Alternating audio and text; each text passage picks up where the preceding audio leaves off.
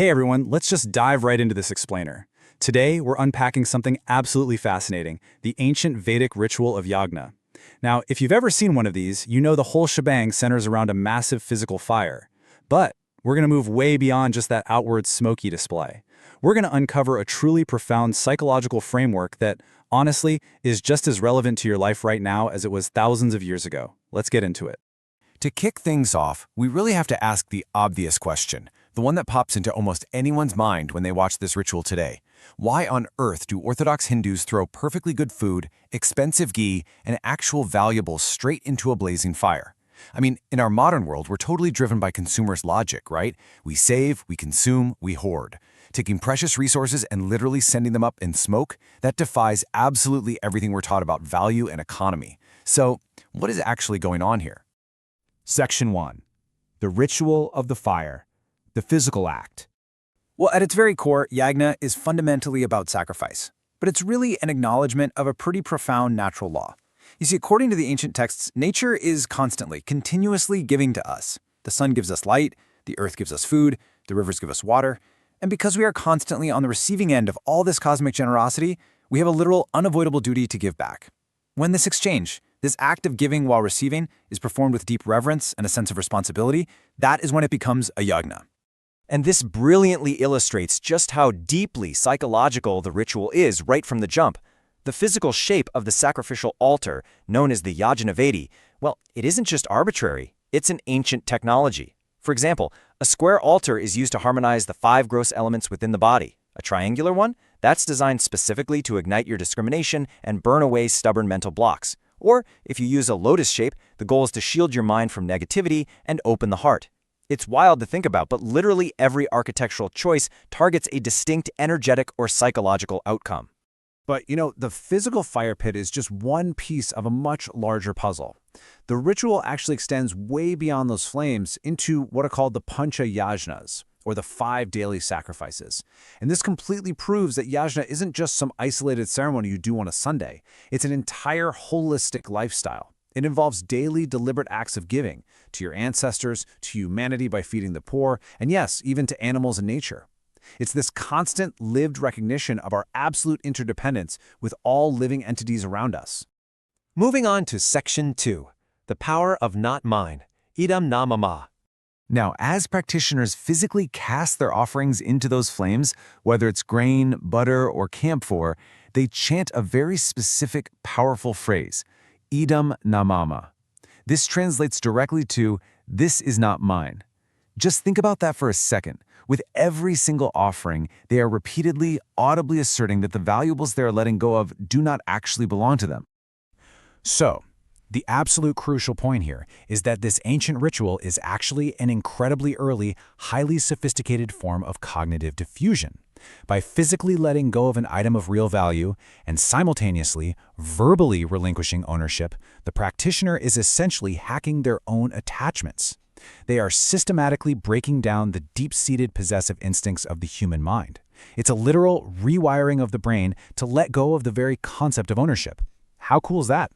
Which brings us to Section 3, Unmasking the Ego, Ahankara and Mamata. In Indian philosophy, the true targets of this fire are Ahankara and Mamata.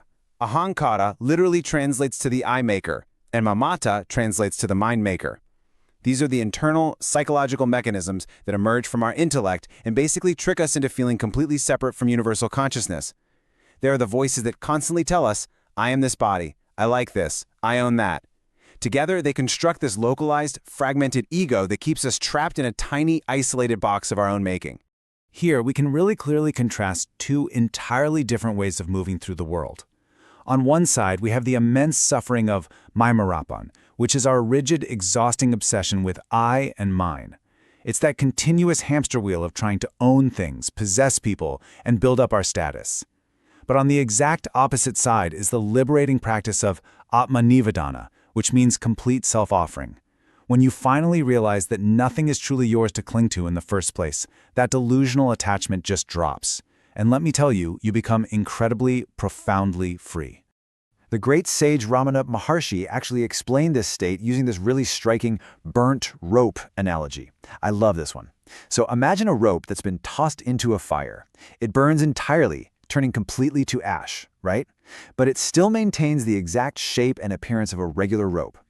However, the very second you try to pick it up and use it to tie someone up, it just disintegrates in your hands.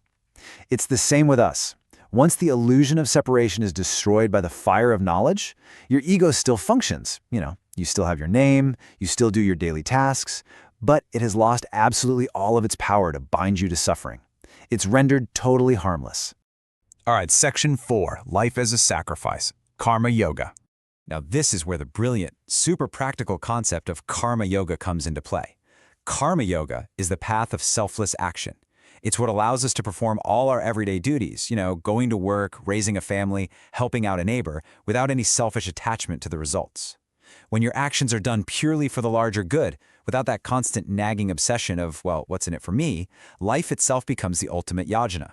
You literally become the fire, and your daily actions become the offerings. And, the ancient texts are actually incredibly blunt about this whole dynamic.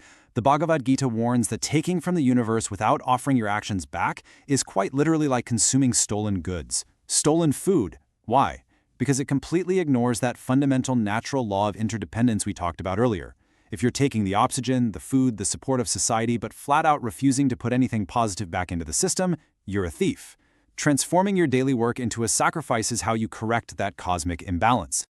As the Ashtavakra Gita beautifully commands, our ultimate goal here is to use this psychological fire of understanding to burn down the entire forest of our own ignorance. When we finally burn away those false identities, the I and the mine, what's left in the ashes isn't just nothingness or a void. What is left is pure, unconditioned joy and awareness. You realize that you were never that tiny, separate, fearful ego to begin with.